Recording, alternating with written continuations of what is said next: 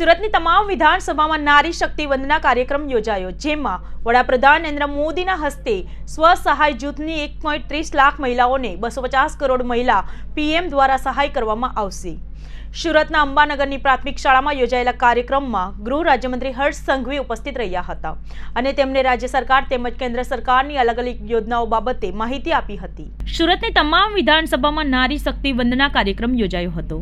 કાર્યક્રમ અંતર્ગત વડાપ્રધાન નરેન્દ્ર મોદીના હસ્તે 13,000 સ્વસહાય જૂથની 1.30 લાખ મહિલાઓને 250 કરોડની સહાય કરવામાં આવશે।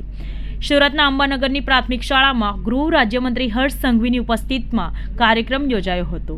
સાથે જ કાર્યક્રમમાં સુરત મહાનગરપાલિકાના કમિશનર શાલિની અગ્રવાલ સહિત મહાનગરપાલિકાના હોદ્દેદારો પણ કાર્યક્રમમાં ઉપસ્થિત રહ્યા હતા।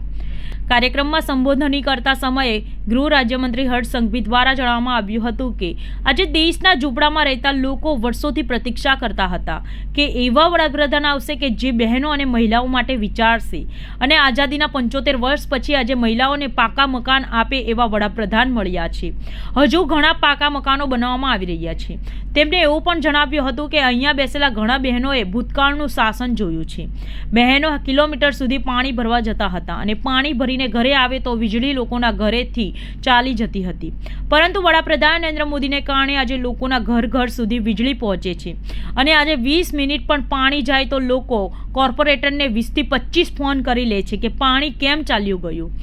તેમણે એવું પણ જણાવ્યું હતું કે આયુષ્યમાન ભારત યોજનાનું કાર્ડ ન હતું, ત્યારે ઘરમાં કોઈ વ્યક્તિ કે પરિવારનું સભ્ય બીમાર પડે ત્યારે પરિવારના સભ્યોએ વર્ષોથી ભેગી કરેલી બચત અથવા તો તેમને પોતાની બચતમાંથી લીધેલા દાગીના વેચીને પણ આ વ્યક્તિની સારવાર કરાવવી પડતી હતી। એટલા માટે જ વડાપ્રધાન નરેન્દ્ર મોદી દ્વારા આયુષ્યમાન ભારત યોજના શરૂ કરવામાં આવ્યું છે અને લોકોએ વડાપ્રધાન મોદીનો આભાર પણ માન્યો છે। આ ઉપરાંત તેમણે એવું પણ જણાવ્યું હતું કે રાજ્યમાં જે દુષ્કર્મનો કિસ્સાઓ સામે આવે છે તેમાં આરોપીને સજા આપવાની કામગીરી ખૂબ જ ઝડપથી ભૂપેન્દ્ર પટેલની સરકારના સમયમાં કરવામાં આવે છે।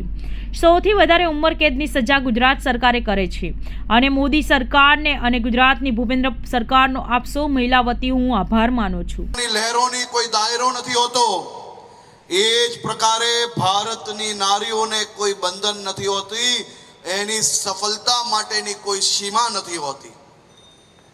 ખેતથી લઈને ખેલના મેદાન સુધી, સરપંચથી લઈને સંસદ સુધી, સ્કૂલથી લઈને સેના સુધી, આજે ભારત દેશના વિકાસમાં, આજે ભારત દેશના વિકાસ કાર્યોમાં આ તમામ દિશાઓમાં નારીનો મહત્વનો ફાળો રહ્યો છે। દેશના નારી ખભેથી ખભે મિલાવીને દેશના વિકાસને આગળ લઈ જવાનું કાર્ય કરી રહ્યા છે, ત્યારે હું આપ સૌ નારીઓને ફરી એકવાર અભિનંદન આપું છું।